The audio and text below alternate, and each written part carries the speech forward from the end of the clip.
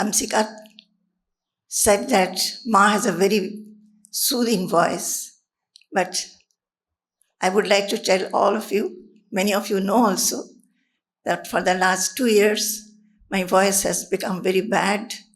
I am under medical attention, sometimes given voice rest, and many of the days when I get up, voice will not come in my throat at all.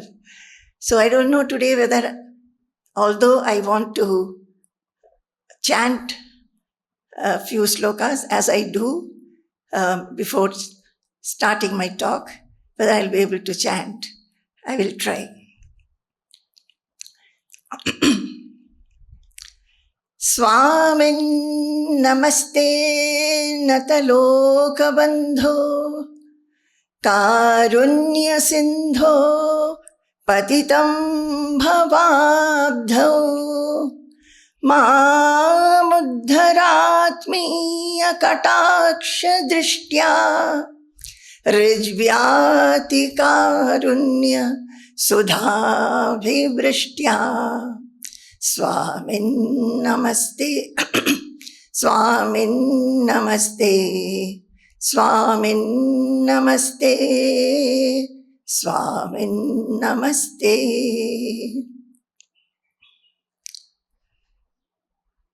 I think my voice is particularly bad, so I'll chant one more sloka and then stop and then start my talk.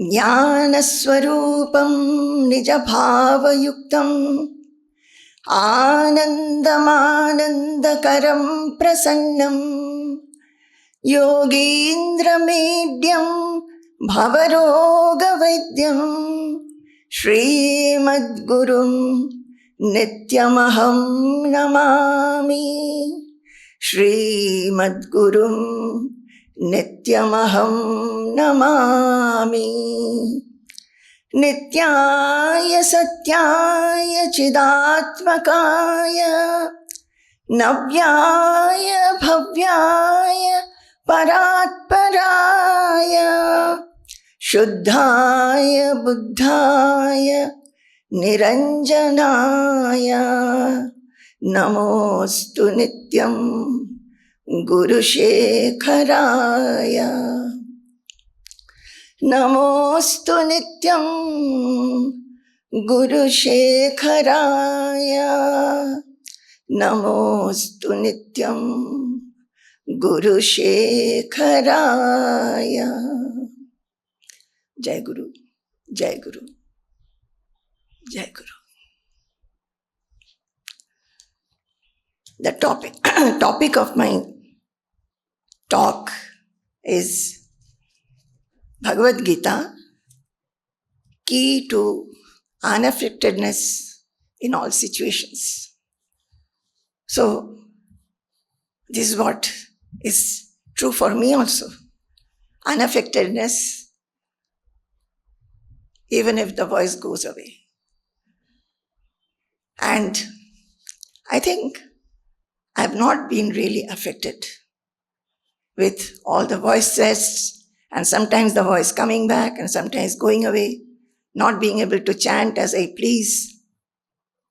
Somebody asked me, Ma, with a lot of distress and sorrow, you have such a sweet voice and now you are not able to chant and we are not able to hear.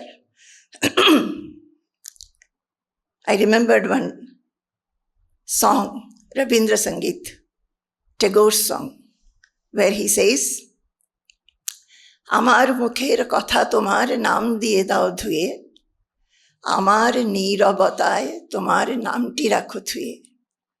It means the seeker, the devotee is telling the Lord that Amar mukher katha tumhare naam diye dao dhuye.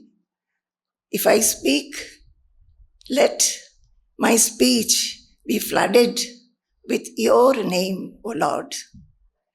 Amare niro bataye tumhare namti rakhut huye. And when I'm not able to speak, when I'm silent, then also let your name fill my mind and heart. This is what I think. So, one should not be affected. Should not be affected, whatever situation comes in one's life. And how will one not be? One must try and take up a pursuit that I will not be affected. You know, this Bhagavad Gita, the scene where Arjuna was crestfallen. He was in grief, he was fearful, he was anxious, he was having doubt. And he said, I'll not fight. He was so much affected by the fact that he's having to kill his near and dear ones. Although he had prepared for this war for 13 years with a lot of austerities, gaining very good weapons after the austerities. But when he actually stood in front of the opposite soldiers and saw his own grandfather, his own teacher, his own cousins, and many other relatives, he felt like this. His was a battle, actual battle, where he had to kill. And for us, it is a battle of life, every day. Arjuna became affected. We too become affected in life, always, every day, for little things. Leave aside big things. Suppose one loses money, loses health, there is death, there is flood, earthquake, near and dear ones get lost or die. Those are very big affectations. But very small affectations also we have. Every day we get affected by others' behavior. We are constantly having interactions with others and we expect good behavior from others. We expect appreciation and praise from others. If you have done a good job in the profession, we want a promotion. And when all these things do not happen, we really get affected. So affectation or getting affected has become part of our life. Now the question is there any redress for it? What is our life like? Our life is full of tension, anxiety, and fear. We are always having interaction and we are always wanting, planning. We are thinking that I'll do this or I'll do that. Many times, things do not go according to our plans. And we become anxious or sorrowful, unhappy, dissatisfied, disappointed. This is what we every day go through.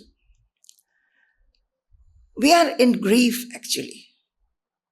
Not always, but definitely all that happens, our mind is not peaceful. When mind is not peaceful, mind is not happy, and mind definitely sometimes is fearful also.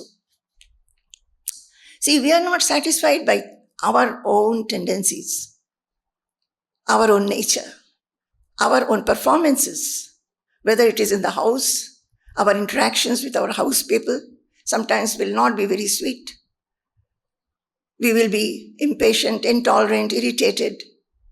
Similarly, we are not happy, not satisfied in our profession. We may not be happy with our boss, our subordinates, our colleagues, our salary, our work atmosphere. In the family also, in the neighborhood also, we may not be. Not to speak of the condition of the nation and the world. Always there is a dissatisfaction. Apart from that, I think most of you, whether you are young or old, you will agree that in spite of having everything, the mind is not satisfied. The mind is not contented. We want many things. We plan also. We get also. But after some time, all those become old and we want newer things. Again, the mind looks forward to other things. We are not satisfied with what we have got.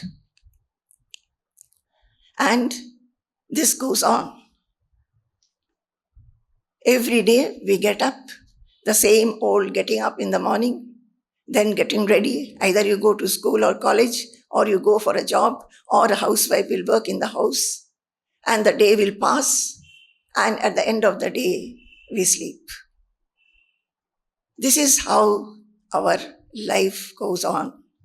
In the midst of that, we do get happiness. It is not that we do not. But have you ever thought that all those happinesses are short-lived? Some happinesses may be for a long duration, but we know that that happiness also will be over someday. Our body will grow old, it will be diseased, and one day it will fall. Not only ours, our near and dear ones, giving us sorrow after sorrow. So a question comes. Everything in this world is seemingly transitory. Is there anything permanent in this world?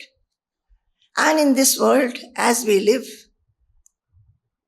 we find that constantly we are having to face happiness and unhappiness. Just one after another, it goes and comes. We have to face tension, anxiety, fear, affectation, affliction. So the question comes, is there anything permanent in this life? Is there any state attaining which in this life we will feel freedom? Freedom from all this, the shackles of our mind. And we will feel unaffected. We will feel fearless. Is there any state?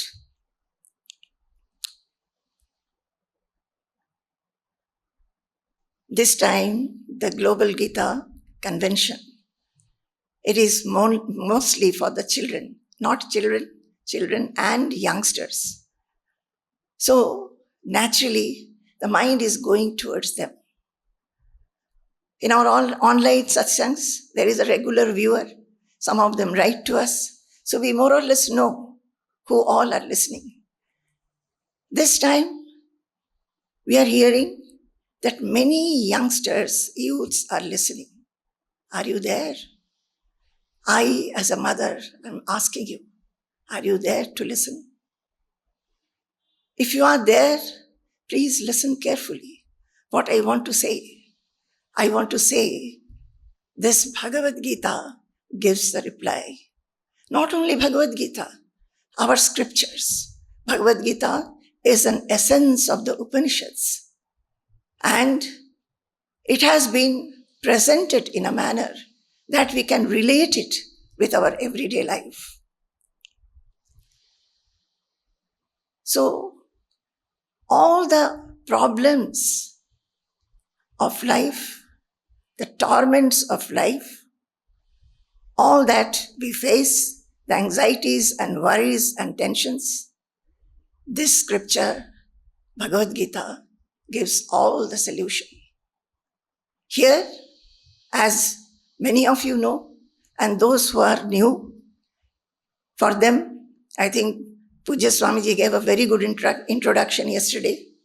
You know that Sri Krishna is talking to Arjuna. Arjuna said that my condition is like this. Please give me instruction. I stand before you as a student. Whatever is auspicious for me, whatever is ultimate good for me, please tell me so that I can overcome this grief of mine. And this Bhagavad Gita is a dialogue between Sri Krishna and Arjuna, where in the battlefield. There was not much time. The battle was about to be But in that time, Sri Krishna told whatever was to be told to Arjuna. Because he had told this whole conversation, it is available to us year after year, age after age, and it helps us to understand that there is a state in ourselves attaining which our scriptures say that if we attain that state, nothing else we will feel like attaining anymore. Nothing is greater than that state. And attaining that state, if there is adversity, however much, however great the adversity is, one will remain unaffected. Yam labdva chaparam labham manyate nadhikam tataha. Yasmin sthito na dukkhena guruna api vichalyate. And it also says that there is an inner communion which is free from the touch of grief. This is what Krishna said. This is what Krishna said. And what does Krishna say? He says that right in the beginning, he said, my dear Arjuna, you are not the body, you are the self.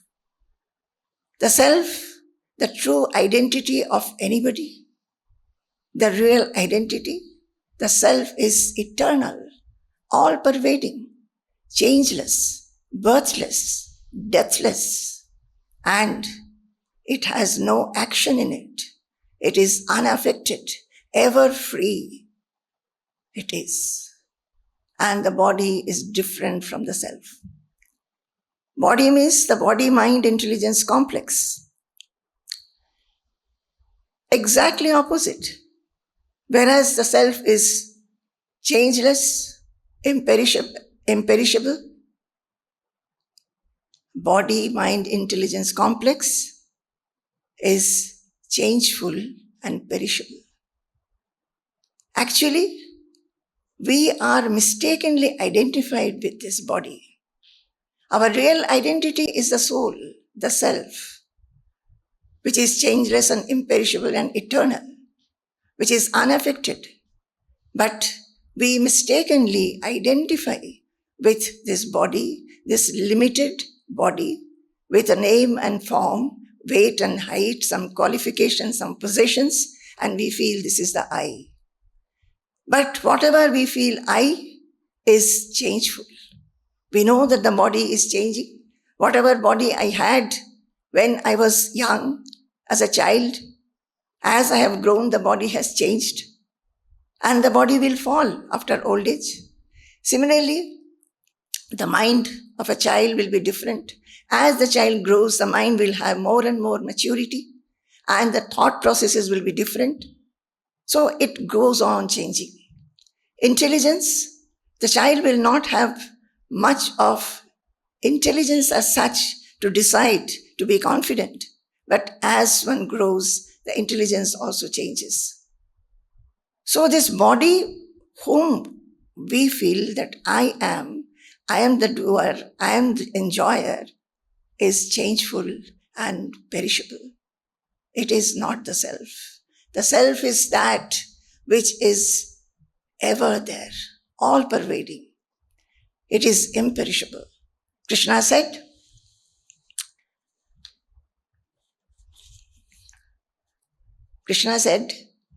"Na jayate mriyate va kadachit nayam bhutva vibhavita va na bhuyah ajo nityash ashvatoyam purano na hanyate hanyamane sharire."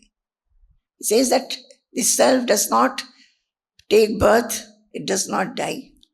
It's not that it will ever be absent. It is always there. It is nityaha. It is eternal. Ajo, it is ajaha. It is not born. Nityaha, eternal. Shashvataha, that also is eternal, always there. Purano, it is the ancient. Na hanyate hanyamane sharire. And when the body falls, the self does not die. The self remains, the soul remains. It also says that achedyoyam adakyoyam akledyo shoshya evacha nityaha sarvagata sthanuhu achaloyam sanatanaha. The soul cannot be cut, cannot be burnt, cannot be wetted, cannot be dried. That is, no change can take place in this soul. This is eternal, everywhere present. Sarvagataha, nityaha sarvagataha, sthanuhu. It is unshakable, cannot be moved, and ever prevailing. Sanatanaha, achalaha. So this is the self. My dear children, this is the self, this is our real identity. If we can be seated in this identity, and we can, many saints, many Mahatmas, they have tried and they have realized the self. So if we can realize, if we can sit in that self, which is called self-seatedness, we become the self. No affectation will be there. The world will come with waves, huge and low. But a person who is sitting in the self, who is one with the self, will not be affected by those waves at all. He will only float. He can only float. This is what Krishna says right in the beginning. He tells us, Arjuna, don't grieve. The bodies will die. The soul will never die. The soul is ever present. Now, the fact is that Arjuna was in battle. He had to fight. It's not that he'll be able to sit in solitude or silence, contemplating on the self. He has to be active. To such an Arjuna, what has to be told? So that even in action, doing activity, Arjuna can also get the benefit of being self-seated. This is what the Gita is. The whole of the 700 verses, Krishna has told Arjuna how to be stable, how to be unaffected, how to be peaceful, how to feel all spread everywhere, feel that universalness. My dear children, do you like it? Do you like to hear about the soul? Or you feel that, oh, what is this? We do not understand at all. Which we cannot see, we cannot understand, we cannot even perceive, cannot touch, cannot smell. How to grow some fondness or love to pursue the path, to attain it even? Tell me, many of the things neither we have seen with our eyes, nor we have touched, nor we have gone and smelt it. Are we not believing somebody? These are the words of our scriptures, words of our seers who have tread this path, who have attained the self, realized the self, and then they behaved in this world in the midst of all interactions. And they say that this is possible. This is what Krishna is telling us. So we will have faith in these words. When we come to spirituality, one thing is very, very important. That is Shraddha, faith in the Shastra Vakya, that is the words of the scriptures and words of the teacher. Here also, Sri Krishna is the teacher and Arjuna is the student. Sri Krishna and Arjuna, they were relatives, they are cousins. They have been going about everywhere together. Very fast friends they are. But at this point, Arjuna said, I become your Shishya, your disciple. Shishyasteham sadhimam tam tvam prapannam. Shishyasteham. I become your Shishya. I become your disciple. I become your student. What does that mean? We know, all of us, we have been to school. And in the school, when we go and we start learning A, B, C, D, 1, 2, 3, 4, from that to higher studies, we have been having teachers. And we have been having faith in what the teacher has taught us. That faith. In the spirituality also, we have to have faith in the teacher and what the teacher is saying. Teacher is telling us all that are there in our scriptures. As I told you, Bhagavad Gita is an essence of the Upanishads. In the Upanishads, our seers have said, oh, the children of immortality, you are immortal. Don't think that you are mortals. Your body will fall, but the soul is immortal. And they said that there is an abode, a supreme being, a supreme power, which is brilliant and brighter than the sun. It is beyond darkness. If you have to become immortal, if you have to become fearless, unaffected, then you have to realize that being the supreme. There is no other way. This is what they have said. So, now, here also we must have Shraddha. Shri Krishna says, right in the beginning, what is the question? That Arjuna is affected. So what did he do? Krishna said, my dear Arjuna, listen. He said, Matra sparshaastu kaunteya, shitoshna sukha dukkhadaha, agamapayino anityaha, tam stitikshasva bharata. Said, my dear Arjuna, in this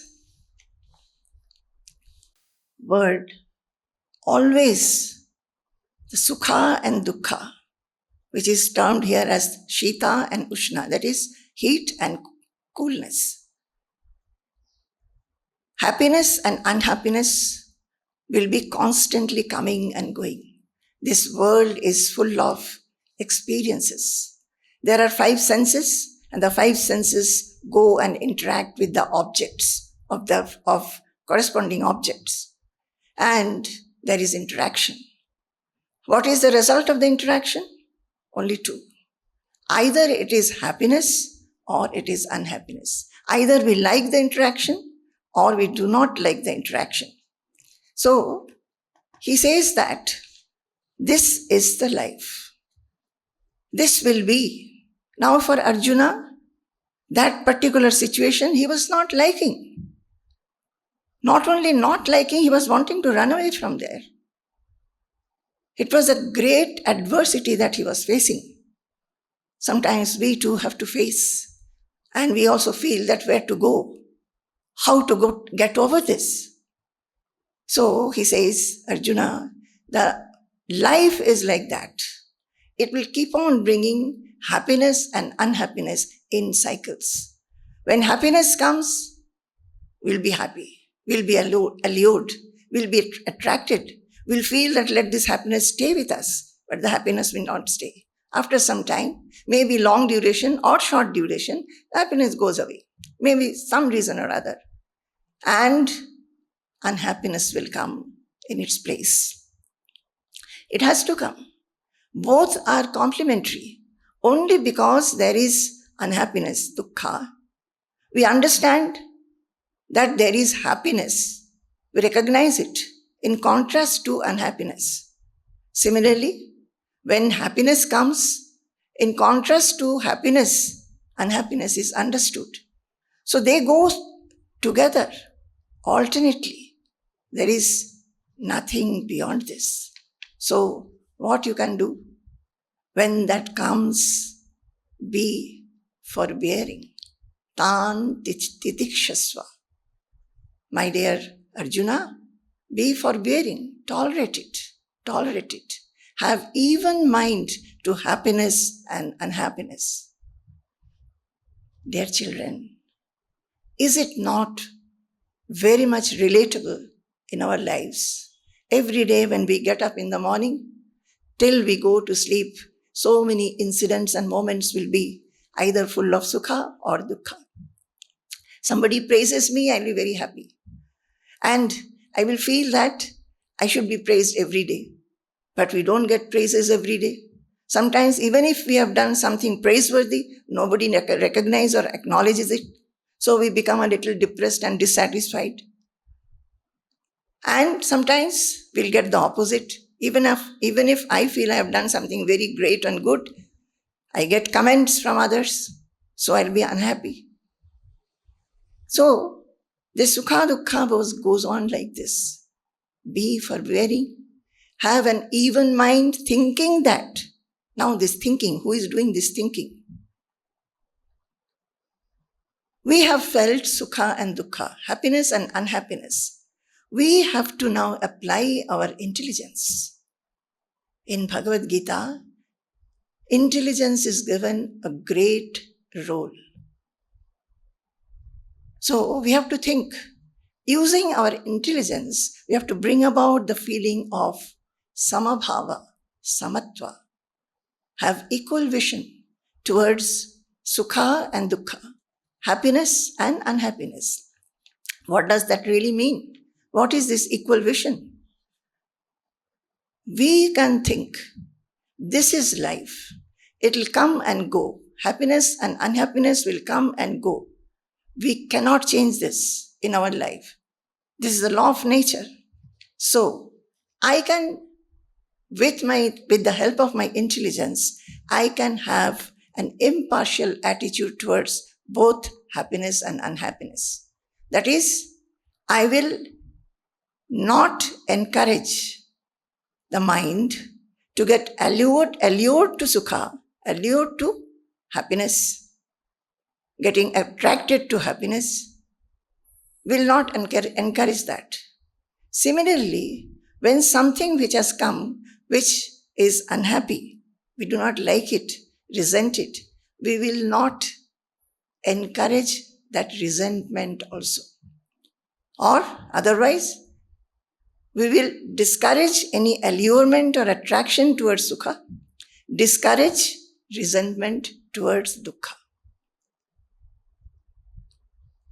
So, Krishna has given a concept. What is the concept? Samabhava, samatva. Now, Krishna says, Tan titikshasva, forbear, tolerate. That word of Krishna has to become a practice and pursuit in all of us. Do you understand? It is not that Krishna has said and we have heard from this ear and we take it out from this other ear. This one concept, so simple, it must become our practice, our pursuit, every day, every moment, and start it from little things. Oh, your mother has scolded you. Mother did not understand you. You know, youngsters, I was young like you. Now I am old. Old in the body, but not in the mind. As Nilesh was saying, Atma is chiranutana, chiranavina. So, remaining in the self, we remain chiranutana, always young. The body will grow, body will age, body will fall one day. But Atma is nitya, always there, always there. Don't you want to be tasting that joy? Tasting the joy of being always, not changing. And that joy which is there. You know what it says, what our scriptures say. The scriptures say that the joy is self-effulgent. It doesn't depend on anything. All our joys depend on objects, objects of the world. We feel that I'll buy one house, I'll buy a car, I'll get a promotion, I'll go to that particular place, and I'll be happy. All these happinesses are depending on objects. I'm happy if somebody praises. Praise is the object of happiness. I'm unhappy if somebody blames me. That becomes the object of my unhappiness. But this happiness, which is belonging to the soul,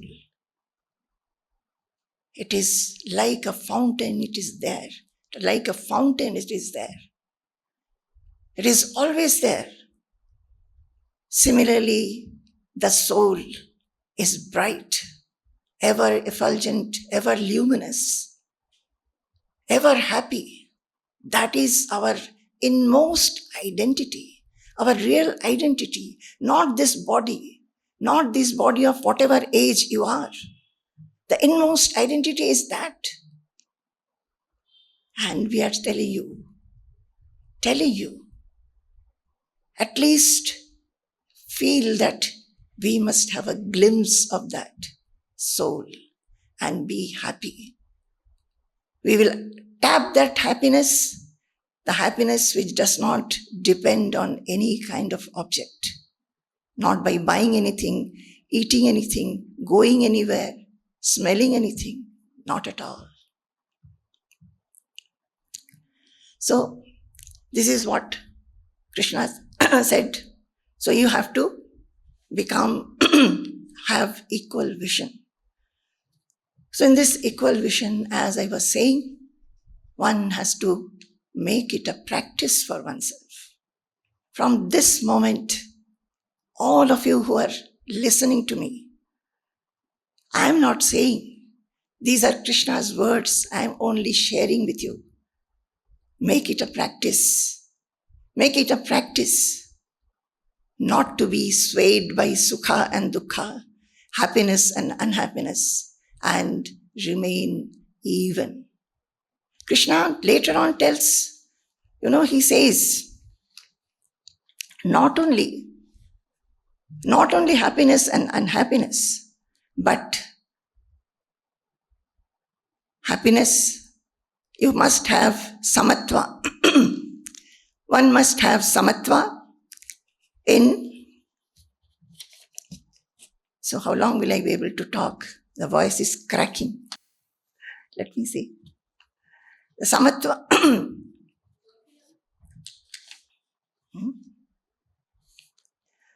No, take it. In success and failure, he says, Sukha dukkhe same kritva labha labhau jaya jayau. That is, samatva not only in happiness and unhappiness, but in profit and loss, in victory and defeat. Similarly, in anything, he will say tulya ninda stuti, in praise and blame. Then mana and apamana, that is honor and dishonor. In everything, actually the whole world always comes to us with these two different items. One we like, one we do not like. So, samatva has to come to everything. Later, Krishna also says that the enlightened ones, they look at everybody with equal vision. Whether one is a Brahmin, a cow, a dog, an elephant, uncultured person, he will look at everybody with equal vision. Because not only the self, the real identity of a person is the self which is changeless and imperishable. He sees the same self everywhere, universally. Everywhere it is. He finds the self in sukha and dukkha, in surat, in the evenness he finds in everybody, whether he is a friend, whether he is an enemy, or one who is indifferent. Like this, he has categorized many. I'm not going into the shlokas, but Everything, each and everything in this world, he says, it's full, it's only pervaded by the self. And like that, the enlightened yogi, he finds the self in sukha also, in dukkha also. So he doesn't look for sukha, he does not abhor dukkha. He's saying, he finds that the self or the soul or Brahman, that is the source from where everything has got expressed. So anyway, this is something which Krishna told about the self. Our question is that, how do we remain unaffected? What did Krishna tell about that? Anything else did he say? Yes. Krishna has been saying from the 2nd chapter to the 18th chapter, constantly, how one can remain in samatva, what one has to do. So he says, since you have to be active, Arjuna, he's telling Arjuna, and it is relatable and it is applicable to all of us. We are all active.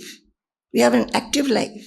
So Krishna says, do your activities without sangha and have samatva in success, in failure. What is it? We have to be active. We are active. From the time we get up, we are active. Even if we are not physically active, our mind will be active constantly. So he says what? He says, Yogastha kuru karmani sangam tyaktva dhananjaya siddhya siddhyoho samo bhutva samatvam yoga uchyate. He says, my dear Arjuna, you do work. You will have to do work. Nobody can remain without a work. And this is your dharma. You must fight. So, in this, how will you remain unaffected is the question. He said, do your work. Sangam tyaktva. What is sangha? Sangha is the delusional clinging. Clinging to whatever we have thought or we have planned to do. To the activity itself, we become attached. We cling. And he says that siddhya siddhyoho samo bhutva. And that sangha is towards what? Siddhi and asiddhi. What is siddhi? Siddhi is success. Asiddhi is failure. So, Arjuna is saying, affectation comes whenever we are active. We have to do any work. Any work. A child will be doing something. A housewife will be doing something. A surgeon will be doing something else. A businessman, a professional. All will be having their respective work. In all that, when we start thinking about the work and we plan how we will do the work and we understand that we want to get this result, naturally the mind gets attached to it. He says, no, that will not be. If you want to remain unaffected, then in success, in failure, do not get attached. Do not get attached at all. What does that mean?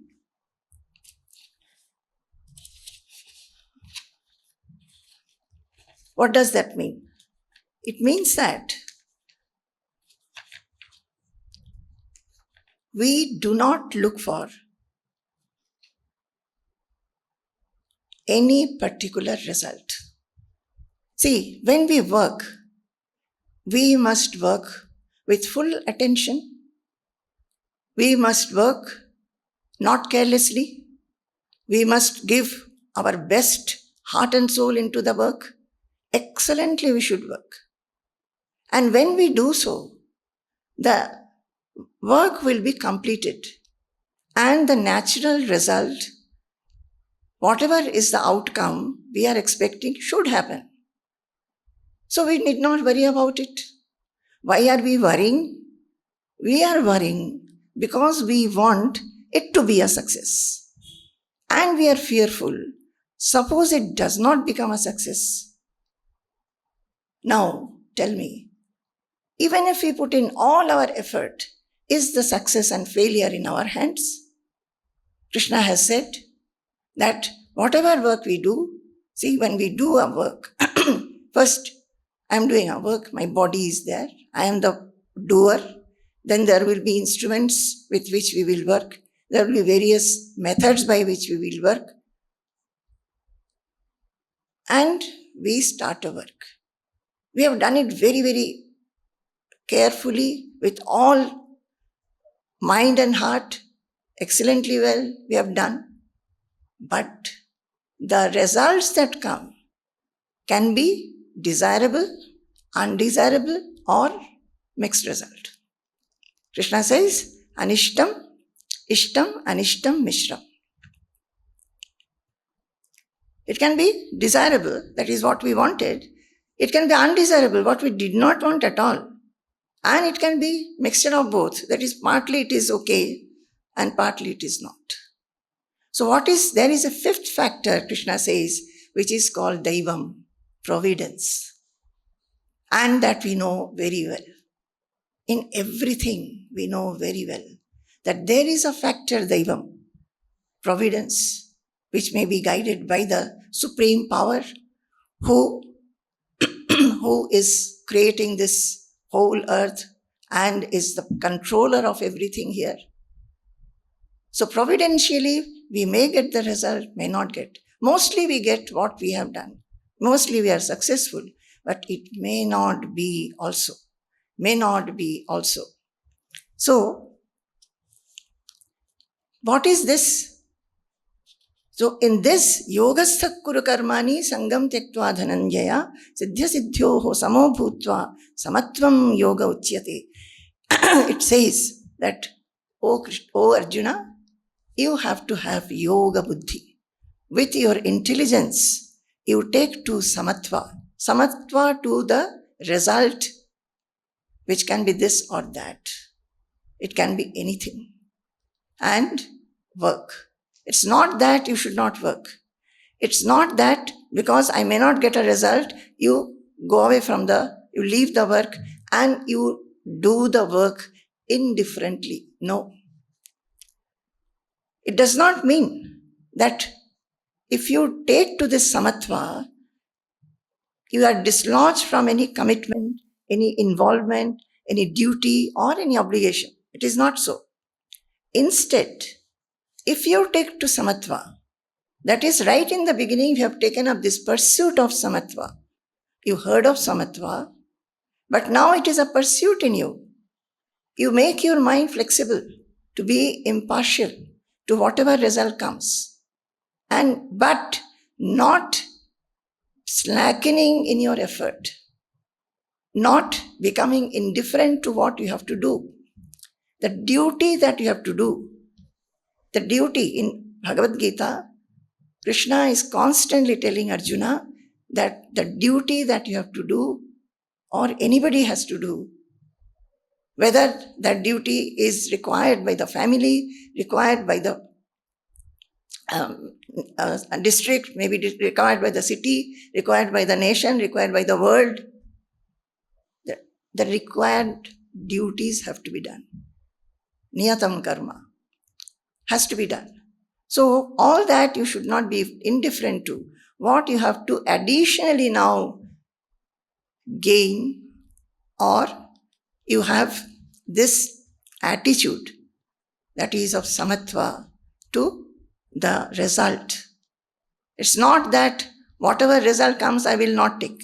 It's not that. It doesn't belong to me. No. You have an attitude of impartiality, flexibility to the result of your work. This is what he says. And what does it mean really? In the pursuit, how does it become a pursuit in us? In the pursuit, then what do we have to think? In the pursuit, we have to see that we are not overpowering, we do not have an overpowering note of desire for success. Overpowering. I'm not saying, Krishna has not said, because Krishna is saying that once you do the work very well, the outcome is sure to come. Only that Daivam factor is there. Sometimes it may not come. But we should not be overpoweringly greedy for success. I want success. There we have seen so many students. They want to become engineers. They have sat for many competitive exams. Nowhere they have got. Simply they have a nervous breakdown. Always, whether one is a student or whether one has sat for any interview to get a better job or a new job, whatever it is. Many of your young professionals, many of your, maybe you are student, you are going to become professionals now. Always have this thought in the mind. You prepare for your interviews, prepare for your whatever you have to do, present some project or whatever. But have this in mind. Although I have tried my best, I will be ready to accept any other outcome. So when we start this, from the time we get up in our interaction in our house, then maybe in the school, colleges, wherever you are going, if you are going, or in the professions, everywhere, our interaction with our friends, our colleagues, our neighbors, our family people, in little measure, we must try. And at the end of the day, think that how did my day start? How did my day go? Was I able to be having this samatva attitude? Did I show samatva at the places where it was necessary? Or was I constantly being overpowered by a desire to have success? Whatever I am wishing, that should be there. That should come. So, Bhagavad Gita, my dear children, many of you are listening. I want to tell you, this is a wonderful path. Very simple, Nothing very complicated. It tells you, it gives you lot of opportunity to experiment and be successful in that, or gain the experience. In experiment, what do? In experiment, we want to gain the experience. Samatva is being told.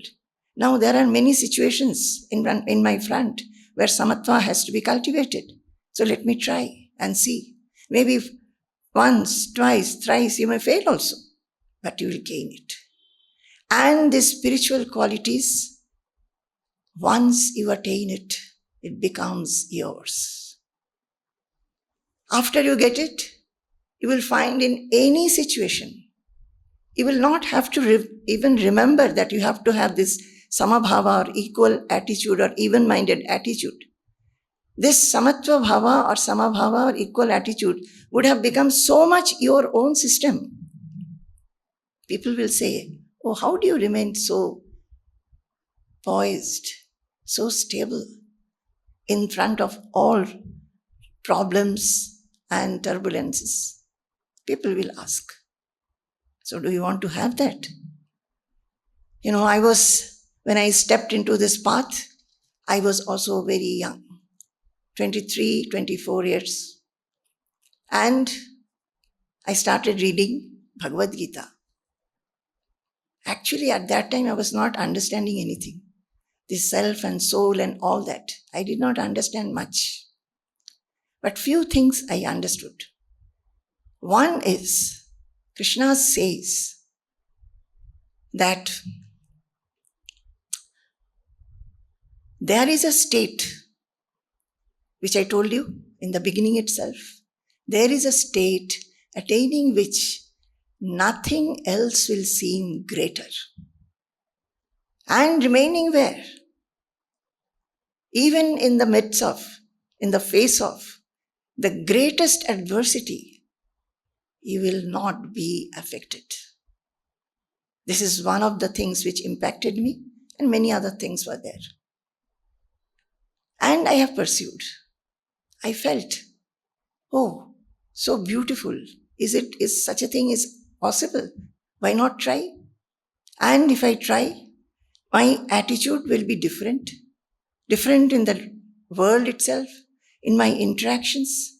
Let me see what happens. Definitely it is a greater thing to have. So, Krishna has said this. And then, what he says? Now he says, Sangha can be also because of the senses interacting with the objects. He says, see, how one gets affected in this life. He says, Dhyayato Vishayan Pumsaha Sangasteshu Upajayate Sangat Sanjayate Kamaha Kamat Krodho Bhijayate Krodhad Bhavati Sammohaha Sammohat Smriti Vibhramaha Smriti Bhramshad Buddhinasho Buddhinashad Pranashyati. You know, it is applicable to everybody. I'll tell you the meaning, then you will understand. I think some of you will smile also. It happens with us every day. What is that? Dhyayato Vishayan Pumsaha. See, there are 5 senses and there are objects which are very attractive to the senses. So the senses will go and start interacting with the objects.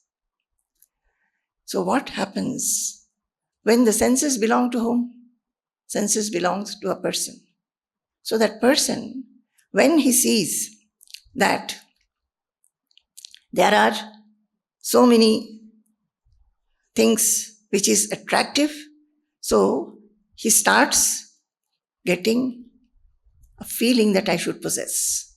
And the Sangha starts. That is a delusional clinging that I must possess. That happens. And when one feels that I must possess, then what happens? Kamaha. Suppose you do not get it, there will be that kamaha is the desire. Desire has already started filling one's mind. And if that desire is not fulfilled, what happens? Krodha. Anger will be there. So, when our desires are not fulfilled, there are many objects, many things in this world which we want to enjoy, which we want to possess. And when our desires are not fulfilled, there becomes krodha, anger. Anger or hatred, all these come. Then krodhad bhavati sammohaha. And by sammoha means what? From this krodha, from anger, there is delusion. From delusion comes smriti vibhramaha. That is forgetfulness of oneself. One forgets what one is, that one should not do this or should not do that. All that viveka is lost. All that good thought is lost. And lot of buddhinashaha, discrimination is lost. And when discrimination is lost, pranashyati, then one is destroyed. Destruction will take place. So what happens? From Sangha, there will be desire, kama. From kama, there will be krodha, anger. From anger, there will be smriti vibhramaha. That is, forgets one age, what one is, what is the position, where is he, to whom is he interacting or whom he is talking, all that will be lost. Then, loss of discrimination. What one should not say, one will speak that also. And ultimately, it is a distraction. Distraction means what? Suffering, affectedness. All of us know when we do not behave properly. Suppose we become angry. Suppose we show dislike to somebody. Suppose we blame somebody. After that, we ourselves suffer. This affectation comes. So, Krishna says, Trividham narakasyedam dvaram nashanam kama krodhas tatha lobha tasmad etatrayam tyajet. So he says, this kama, desire, krodha, anger, and lobha, which is greed, these should be completely removed, got rid of. These are like hell. This is dvaram nashanam atmanaha. They are like hell and they are gate to one's destruction. One's destruction. Whatever we can attain good in our life, we should always see to it that these tendencies we do not have. And then he says, Ragadvesha viyuktaistu vishayan indreischaran prasade sarvaduk.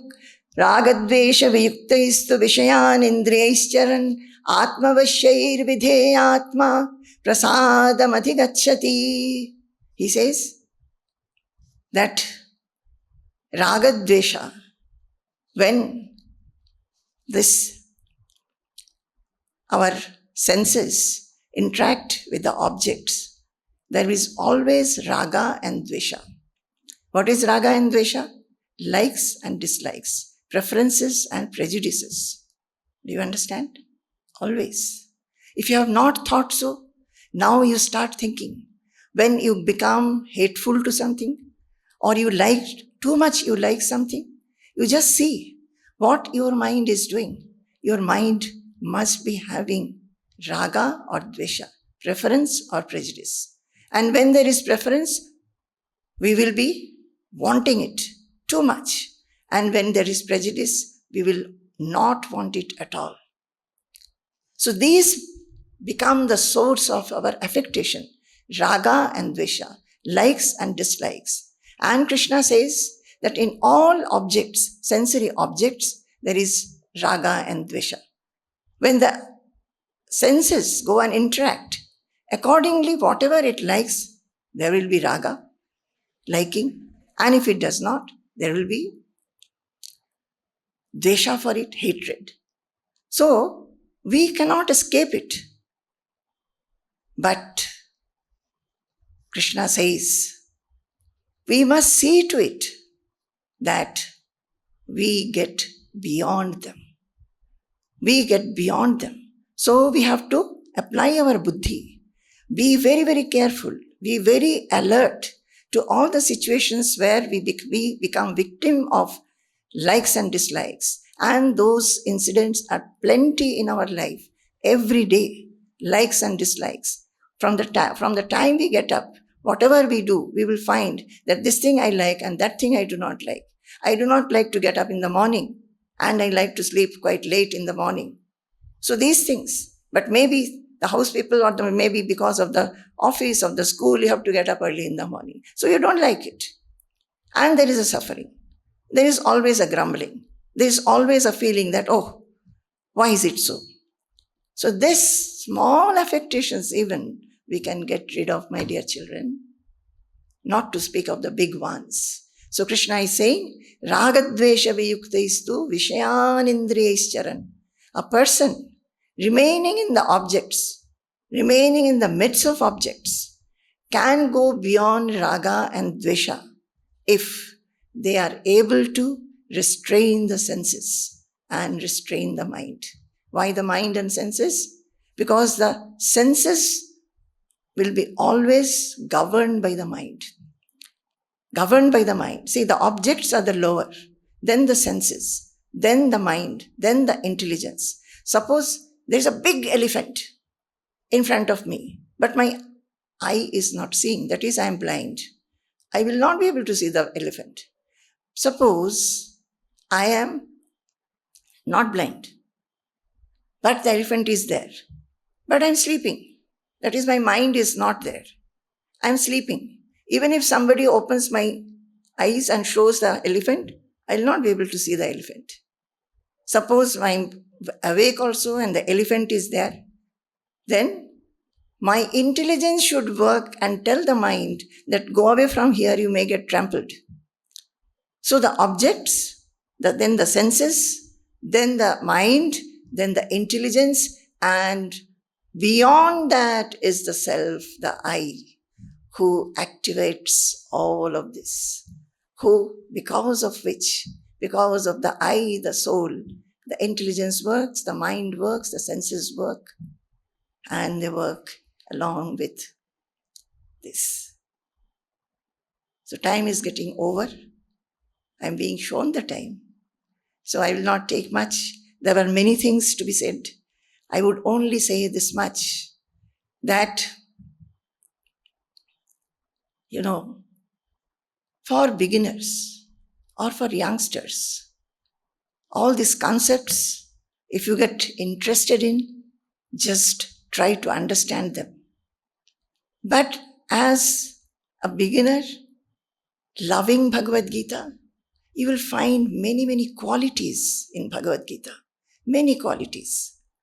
The qualities which are actually the qualities of the self. Just by cultivating these qualities, one will be able to have the glimpse of the self. Even a little glimpse of the self makes one doubt-free, gives clarity to the intelligence, gives so much of strength and confidence to the mind. Even a little glimpse of that. So, I would tell you, my dear children, when I started as a youngster, I was reading Bhagavad Gita and I loved this path, the spiritual path, understanding and having the Shraddha in the words of the scriptures, the words of the teacher, words of my Guru. And I felt that this is a path which makes us so much of confidence, gives us so much of confidence. All other subjects we go for higher studies. We may be master of many subjects. We may be doing very well in our academic life.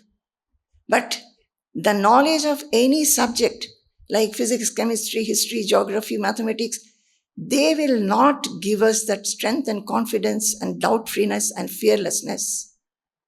They will not tell our mind. They will not make us know that our mind has so much of potential to remain unaffected. When a situation comes, just by reading the other academic subjects, we are not able to handle our mind, the fear, the nervousness, the affectedness, the grief. We are not able to, because that doesn't give us this knowledge. The academic subjects do not give us this knowledge. It gives us knowledge for building the career, to build career for more and more acquisition of property, name, fame, recognition, etc. But this self-knowledge gives us that knowledge by which we know how to deal with this life, every situation. It's not that it tells us to remain inactive. In the midst of activity, when lot of interaction is there, how we should handle our mind, how we will handle the situation. This self-knowledge, the knowledge of Gita, gives us in abundance. Abundance. This is what it is. I would like to tell you, my dear children, think about the soul. I know all of you are busy. All of you are very busy. But time is available. At least when you are eating, when you are taking bath, when maybe you are taking a walk, or you are just about to sleep. Before that, think about this self, its glory, its magnificence, and what it can give us, whatever you have heard. And in little measure, in baby steps, try to do what these scriptures tell us. Build up the qualities that one has said. I could not take the qualities, but maybe another day will come. Beautiful. I've always liked the qualities. I'm a lover of qualities. And I feel that the qualities themselves, they make the mind brilliant, self-effulgent. You can feel the self. Feel it. Feel it. Okay. Sampurnam Jagadev Nandanavanam Sarvepi Kalpadrumaha Gangam Vari Samasta Vari Nivaha Punya Samasta Kriyaha Vacha Prakrita Samskrita Shruti Shiro Varanasi Medini Sarvavasthitirasya Vastu Vishaya Drishte Parabrahmani Sarvavasthitirasya Vastu Vishaya Drishte Parabrahmani. Jai Guru, Jai Guru, Jai Guru.